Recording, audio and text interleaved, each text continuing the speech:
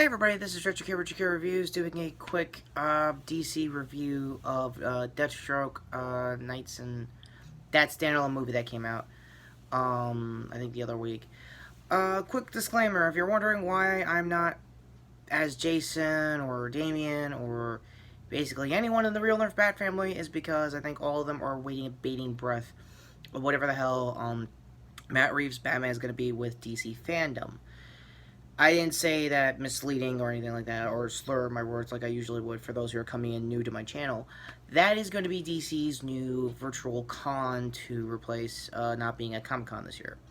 It's happening, I think, later this weekend, and some of the details I know so far is that they're going to show some Snyder Cut footage, or I guess Zack Snyder's Justice League for his finally 3 years too late, to be honest with you, director's cut. That being said, I don't know if there's anything Retrokid related, because I know they had a big merger with Warner Media, and I'm also inclined to sort of agree with that variant cover that came out for Wonder Woman 84. The reason why I'm not harping on it like everyone was last week is because it's in the fine print. It's a variant cover. It's not going to be the official cover for the actual book. This is basically the equivalent of that Killing Joke variant cover they did back in the New 52 that everyone bitched about back then too. So it's going to be under the rug. It sucks for that artist. What are you going to do, honestly? So for most of the stuff I'm going to cover here real quick on the news is that I'm actually interested to see if they're still going through with the Shazam sequel other than Black Adam, because I think The Rock is expected to be there also for this virtual experience. So that, and I don't know if they're doing anything new Bat Family-wise for the comics, because they also had a very big company-wide bloodbath. Yeah, I don't like using nerd erotic, because I personally think Gary is kind of a Buffalo Bill kind of guy with the figures. Like, I'm respectable with my stuff, but him, he just like puts it on. It's a whole thing. If you hang out with me and try and the Discord, you'll know what I'm talking about. But in jokes aside, the whole detail should be there on the cards. So I'm going to keep the review brief, mainly because of time and for my phone's sake. I don't know the entire voice cast that's in this Deathstroke movie, but it is actually a really good faithful recreation of most of Slade's origin. And it does give him more anti-hero vibes, because he was like that for a while, I think either the mid-80s or early 90s of the comics, so I can see the influence there, either post or pre-Jews contract. There are a lot of key players. His daughter that got live-action representation to some extent for that for Titan Season 2. She's there at the tail end of the movie. By the way, this is sporadic spoilers. It's like non-spoilers, but I'm going to mention some key details because of memory and all that. So yeah, that's that. And the guy that's voicing Slade this time around isn't anybody well known. It's not Ron Perlman or anybody else in the normal DC anime universe, lore of like good voice actors and stuff. So that's kind of that. What they got is a pretty good animation. It's very flash based, like early Newgrounds kind of stuff. And I was a huge Madness Combat guy. Hi, Crinkles, in case you ever watch my stuff, that'd be cool. Also got a funny aside. I'll get back to the plot in a minute. I almost got in trouble doing Madness Combat doodles back when I was a kid in school.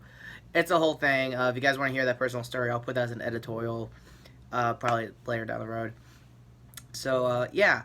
Deathstroke looks pretty sweet. The armor is not bad. The art for it looks great. I legit forgot who's directing this, so I'll leave the entire IMDb down below. The stunts in an anime movie, what am I doing? Action-wise is really good. Very kinetic, very good stuff there, too. Again, going off of, like, the Flash art kind of style, which is really good.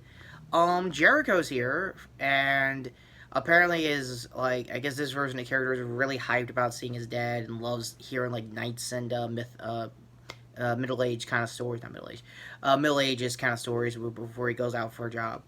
It's not bad. I don't remember much about his wife in the comics, but I think she's the most accurate so far, because they have a military history. I think we're in the same unit kind of thing. They have a lot of friends who are also military guys that just wanted to do quick jobs on the side before he eventually just did it on his own.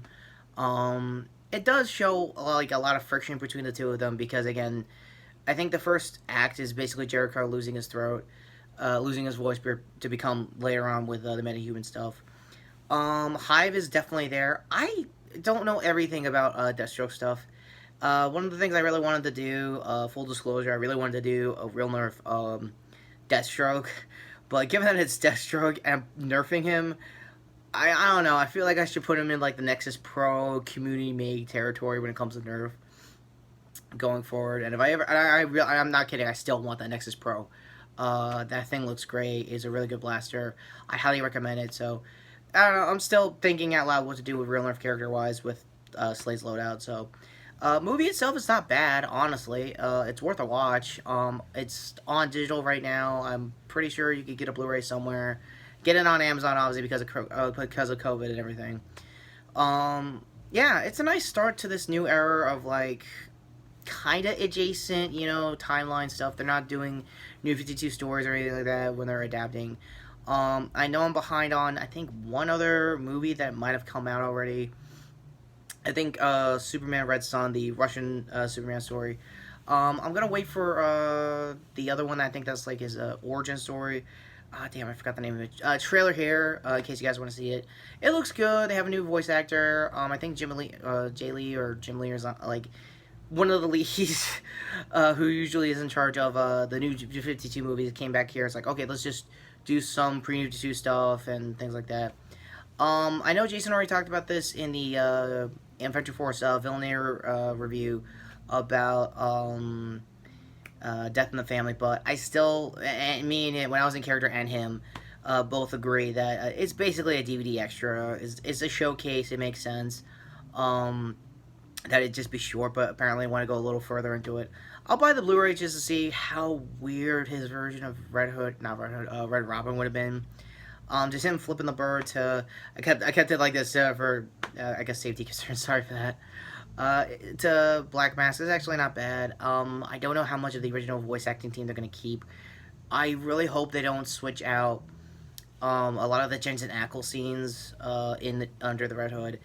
And another reason why Jason's not here is because he's a little butthurt that Jensen Ackles, is going to The Boys Season 3. I think is there a Captain America, I guess, analog during that time of the book. So, Jason, you got anything to say about that? Oh, I you were the Jensen mark. Okay, well, how about now? It's not fair. Oh, everything's not fair with this guy. Everything is not fair with this guy. I don't know. So, yeah, that's my quick review of it. If I had to rate it with what I've seen so far, I'm going to probably do another viewing for the end of the year stuff, because it actually looks like a really good animated movie from DC like usual. It's a solid 7 out of 10. Again, it's quick and dirty. It gets most of Slade's origin right. It explains a lot of his healing factor. It's kind of like a Wolverine kind of thing, but in like the super soldier experimental phase. Another reason why I also have a Death Battle shirt here is to go to their death battle with him and Deadpool. One of the first Deadpool fights. I know there's been a few. It gets a little more explanation of how his powers work and stuff like that.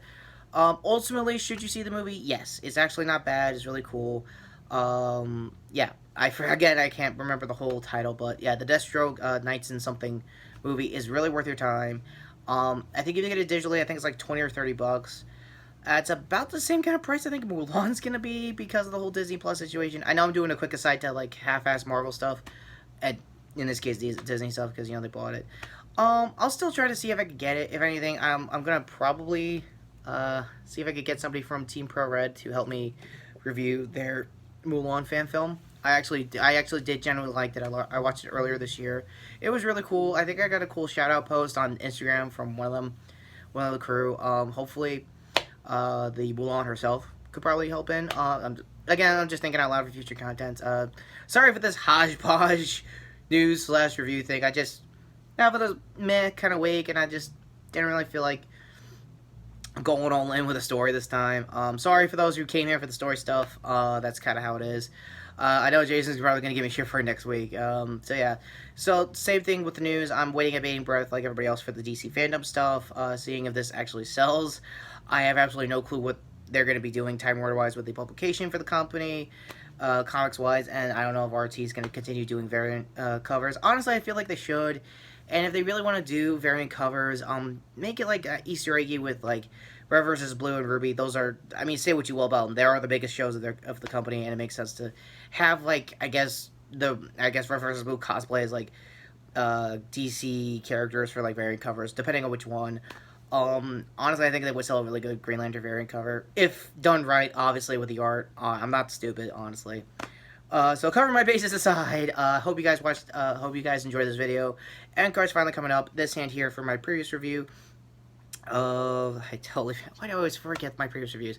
Other hand here for Jason's Villainy review. It was the Scarlet Spires conspiracy on what's going on with Kindred. Again, that was an editorial. They wanted to do it. They also was kind of in a low energy off kind of weekend. So like, why not? So, yeah, sorry for the rambling like usual, but to be honest, this is probably the shortest of my ramblings, so gotta give me credit on that one. So that all being said, take care, subscribe. Please wear a mask. I know I've been saying it in the description of my videos, but until COVID's over, just wear a freaking mask, please. Please. And, yeah, I need to start making a loadout for real nerf Deathstroke, because I know for a fact I can't do a Joe Megalair style beard, but I really want to try. You never know. You never know. Alright, take care, guys.